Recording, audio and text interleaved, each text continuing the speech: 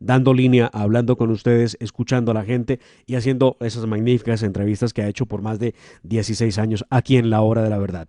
Y vamos a cambiar de tercio rápidamente porque nos vamos a hablar de Cuba. Estamos con el doctor Julio Schilling, politólogo, escritor, columnista del American, director del Foro Político y la publicación digital Patria de Martí y autor de Dictaduras y sus paradigmas y democratización en Cuba. Don Julio Schilling, muy buenos días, bienvenido a La Hora de la Verdad. Buenos días y como siempre es un placer estar en este gran programa, en la hora de la verdad, a través de todo el continente, pero muy en particular en el gran país de Colombia. Bueno, pasan los días y las crisis, o más bien la crisis en Cuba se va haciendo cada día más notable.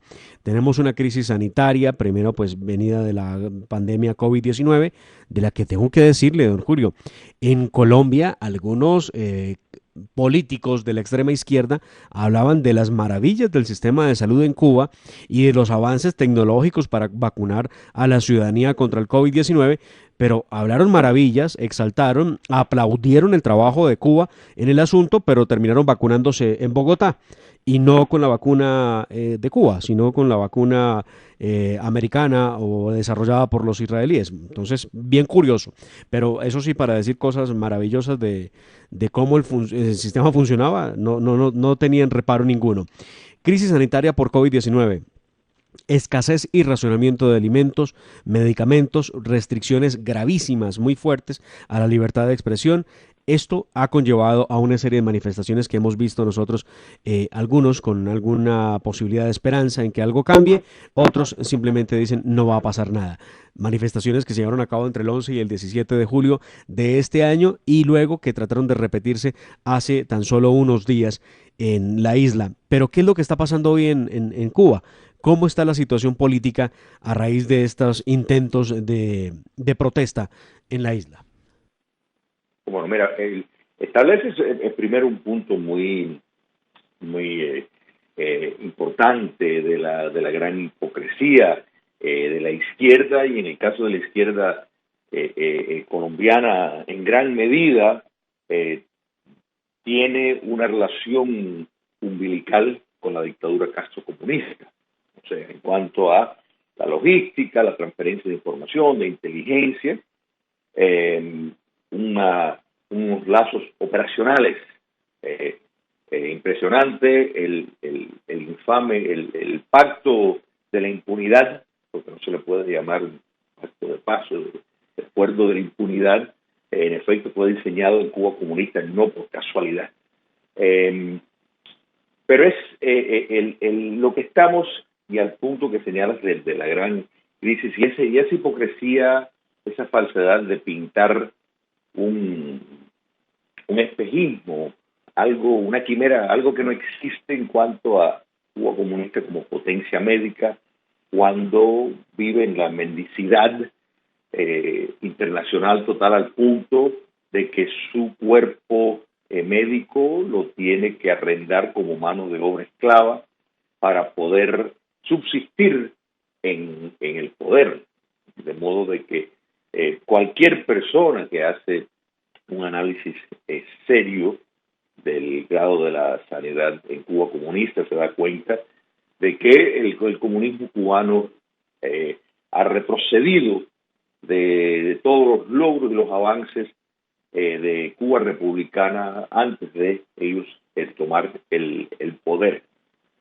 Lo que sí estamos viendo, en incremento es no el descontento social en, en Cuba comunista, porque eso ha estado desde hace mucho, mucho tiempo, sino la exhibición en público, particularmente por jóvenes que nacieron y crecieron, o sea, son supuestamente el producto, el hombre nuevo que el comunismo está supuesto a engendrar, y sin embargo son los primeros que quieren libertad, están exigiendo abajo el comunismo, el fin ya del régimen. Lo vimos el 11 de julio y el 15 de noviembre, las medidas preventivas en todo sentido por los órganos dictatoriales impidieron que personas pudieran salir de su casa. O sea, el éxito del 11 de julio, del gran levantamiento popular pacífico, del 11 de julio, donde cientos de miles de personas a través de toda la isla, en más de 50 localidades, salieron en masa a protestar, fue espontánea. O sea, las fuerzas represivas no tuvieron tiempo de salir a precisamente impedir que esto. Pues demostró una gran fisura, un debilitamiento extraordinario de la capacidad de mantener domesticada la sociedad. Y esto es fundamental para un régimen totalitario. El 15 de noviembre lo lograron por medio de eso y por medio de una obra, básicamente una obra de ingeniería, donde calculadamente se pudo frustrar lo que hubiera sido una manifestación grande. Pero eso no quita el hecho de que ya el pueblo cubano, particularmente la juventud, como quedó demostrado el 11 de julio, ha perdido el temor de las expresiones públicas y de salir a la calle. Y eso, para un régimen totalitario, es ya una sentencia de muerte en cuanto a lo que puede durar a largo plazo. Y bienvenido a la hora de la verdad. Sin lugar a dudas, pues no solamente Cuba, sino toda Latinoamérica, pues está a la espera de las consecuencias, de prácticamente los efectos que tenga la nueva política internacional que tiene el gobierno, la administración de Biden, porque pues todos sabemos que en estas protestas que se realizan en la isla, pues o suceden represiones gravísimas por parte del régimen tiránico que hay y que ejerce desde hace ya décadas. Nosotros pues estábamos sorprendidos con el retiro que anunciaba la administración de Biden de la lista de grupos terroristas de los que son firmantes de ese acuerdo de impunidad, de ese acuerdo de complicidades que usted mencionaba, el acuerdo habanero. ¿Usted cómo ha visto para Cuba que pues, la administración Biden comience a cambiar sus posturas, digamos, se ablande ante lo que todos sabemos es una falsa democracia, un falso Estado social de derecho y pues una falta de garantías terrible para los cubanos? Mira, la administración Biden tiene que operar dentro de los marcos de una democracia. Entonces hay elecciones el año que viene, elecciones que pueden ya determinar quién controla ambas cámaras, y si ambas cámaras pasan a el Partido Republicano, pues entonces básicamente la segunda mitad del mandato del presidente Biden está totalmente paralizado. Eso lo sabe él, lo sabe su gobierno. La Florida, por ejemplo, es el tercer estado de la nación en cuanto a importancia, y recordemos que los Estados Unidos tienen un sistema electoral donde se cuenta cada estado en proporción al número de personas que viven, la cantidad de representantes que tiene, y todo esto le da lo que se llama votos electorales, que de nuevo eso hace que la Florida tenga una importancia extraordinaria. Y la Florida es, en efecto, la capital no solo del exilio cubano, del exilio venezolano, podemos decir del exilio colombiano, del exilio nicaragüense. Quiere decir que realmente hay una fuerza a favor de la libertad, en contra del socialismo extraordinario en la Florida, y eso lo tiene bien claro el presidente Biden, y pues no va a querer tomar ninguna medida de la que necesita la dictadura castrista para sobrevivir.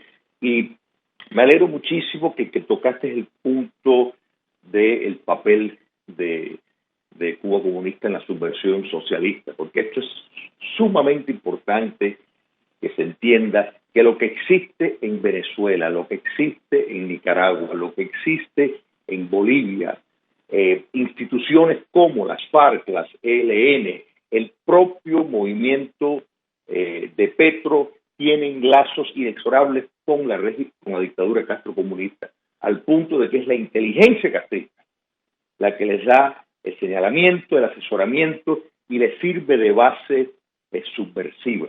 De modo de la gran importancia de la liberación de Cuba para lo que es la verdadera paz continental es fundamental. Y Colombia es uno de los puntos, es una de las joyas de la corona que el castrocomunismo busca subvertir por su importancia estratégica y por ser un bastión de la democracia de tantos años. De modo de que es muy importante que entiendan eso y que Cuba comunista no se puede entender como algo aislado, distante, no. Es el centro de mando de la subversión socialista en el hemisferio occidental. Ahora quisiera preguntarle por lo que lleva a los manifestantes en la isla de Cuba a estar en contra del régimen. ¿No es esto el producto de unas nuevas generaciones que quieren libertad? Y es que lo ven en todo el mundo. Cualquiera puede navegar en Internet, cualquiera puede conseguir información de otra parte, cualquiera puede consultarla, cualquiera puede ver televisión abierta, cualquiera quiere ser normal, quiere tener la oportunidad de tener sus cosas y no vivir bajo un régimen comunista. Esta transición de las nuevas generaciones no son el mayor motor que impulsa precisamente ese grito de libertad que están haciéndole a los Castro. ¿Y cómo podrá terminar esto? Porque no veo uno que haya la fuerza suficiente, por lo menos, para que puedan enfrentar al régimen y recuperar, o por lo menos establecer la democracia que nunca se debió perder hace más de 60 años.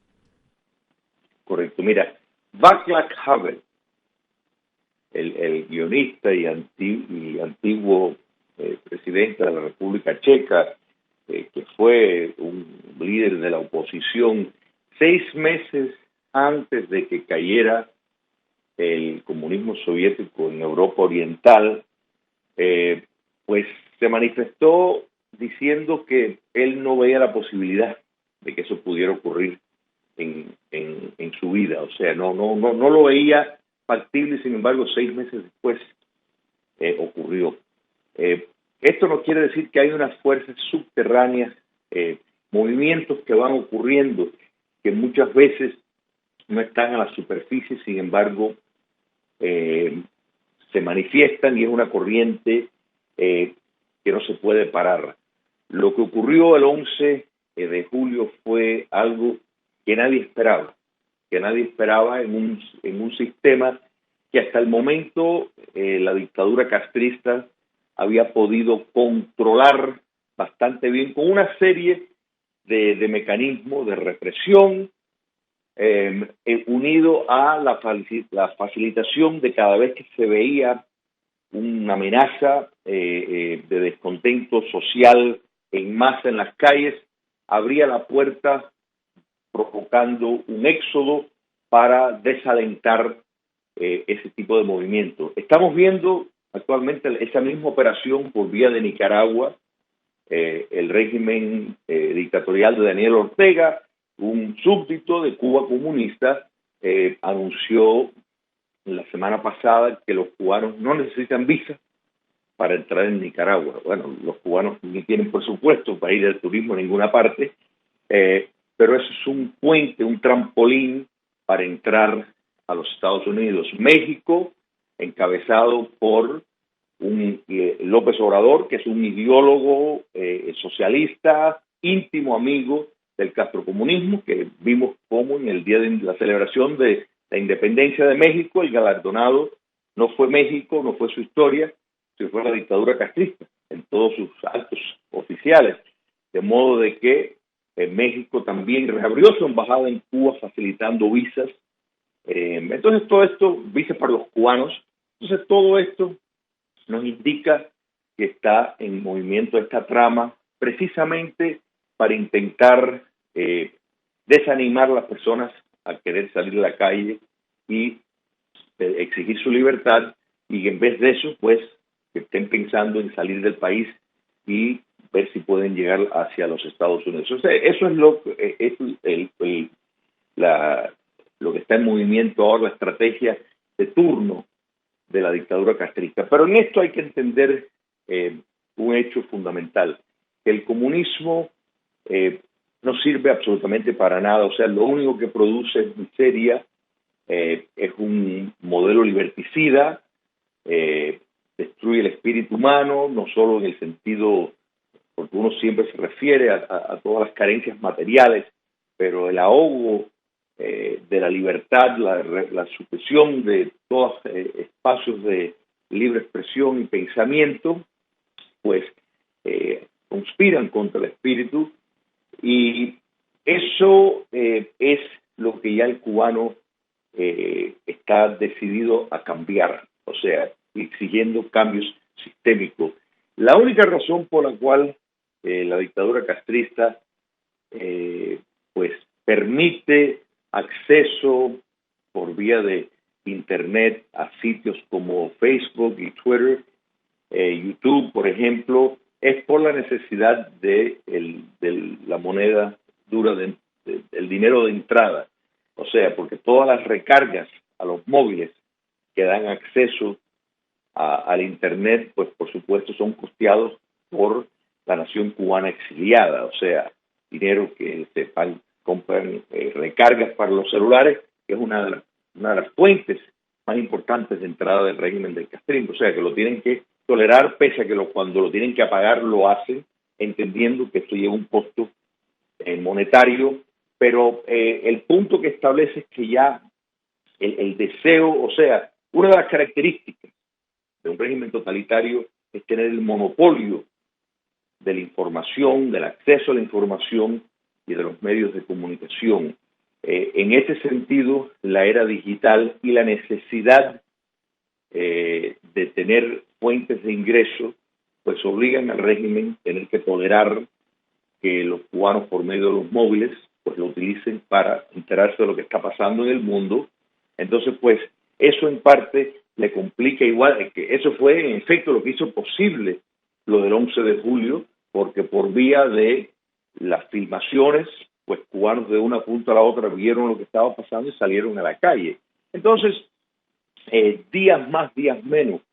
El 15 de noviembre, en lo que el pronosticado marcha cívica por el cambio, en efecto Cuba estaba sitiada, cerró sus puertas de operación para impedir que salieran a la calle. Pero eso no lo pueden hacer todos los días, o sea, porque necesitan, la represión cuesta dinero, entonces el régimen no puede en efecto mantener a Cuba cerrada los 365 días del año, de modo de que es una lucha para ellos contra la pared y es inevitable que la liberación de Cuba llegue en su momento.